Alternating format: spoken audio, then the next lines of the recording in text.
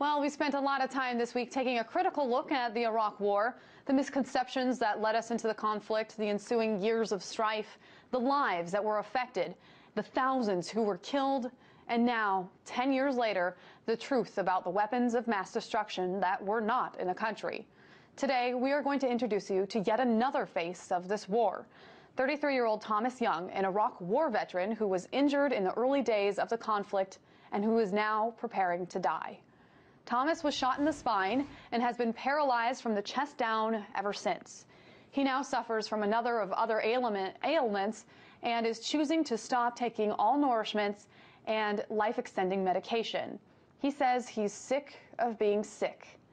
But before this veteran's life ends, he wanted to speak out about the Iraq War and the deceptions the American people were told. He wrote a letter to President Bush and Dick Cheney expressing his feelings, and Thomas Young joined me earlier today to talk about that letter as well as his decision to stop accepting care. Here's part of that interview.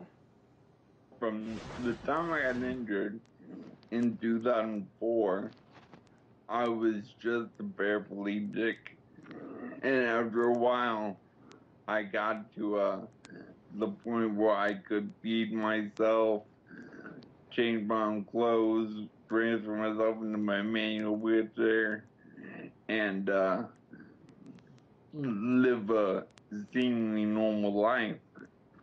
But then I had, in May of 2008, a pulmonary embolism, a blood clot in the lung, and that didn't allow oxygen to get to my brain for several hours.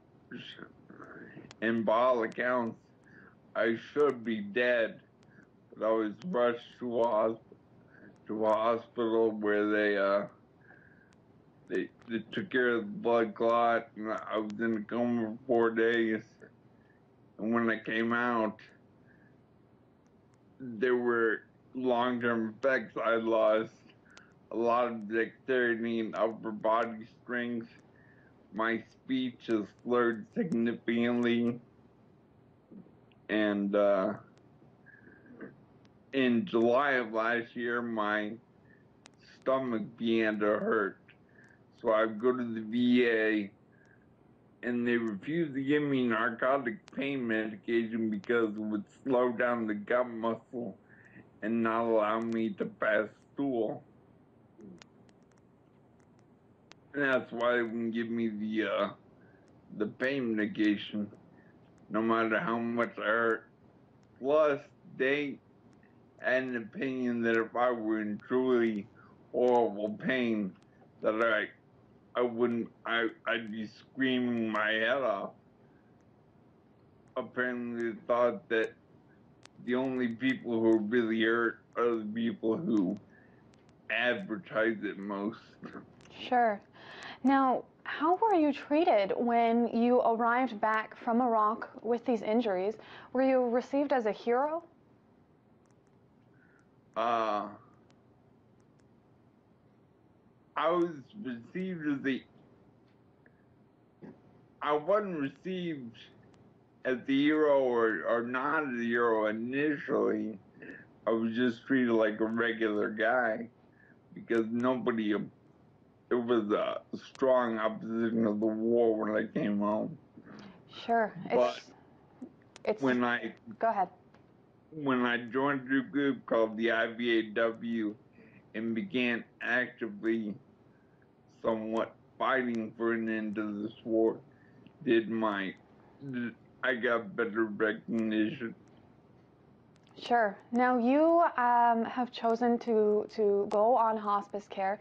You are choosing to end your life. And before you decided to do that, you wrote a letter to George Bush and to Dick Cheney. And I'd like to read part of that letter and kind of get your explanation as to why you wrote this part.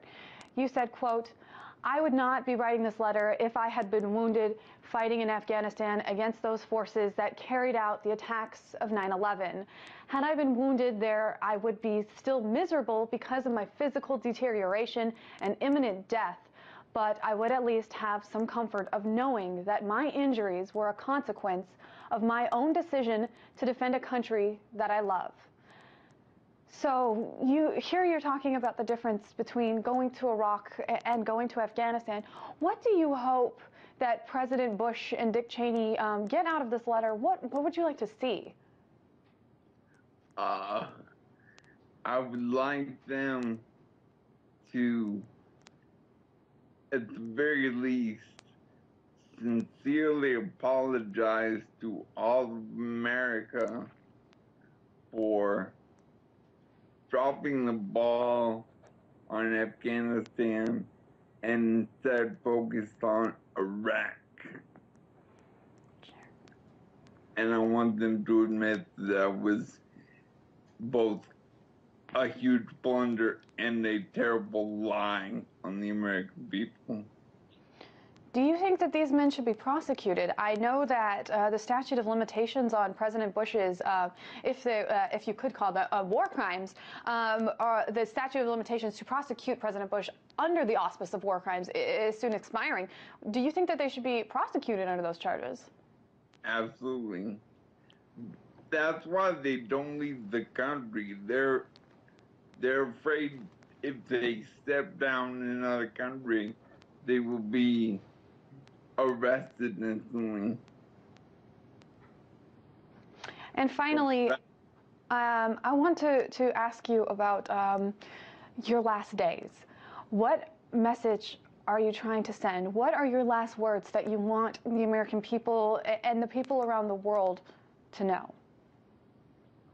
Wow. First, I want the children and the mothers and fathers of the children that while military service can be good for some people, for example, my brother was very undisciplined before he signed up in the military. He's now out. But after he came out, he was a completely different person. He was more responsible, more focused, driven.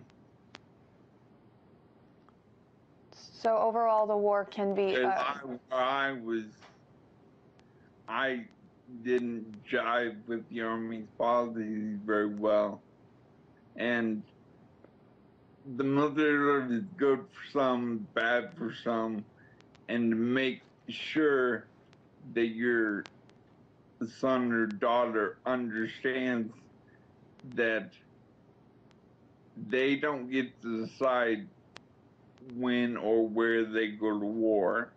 It's rich, predominantly white men in the House and Senate that have the power to send children of other parents, but not their own children, off to die or be injured in a senseless war. And I'd like current and future politicians to make sure that every avenue of diplomacy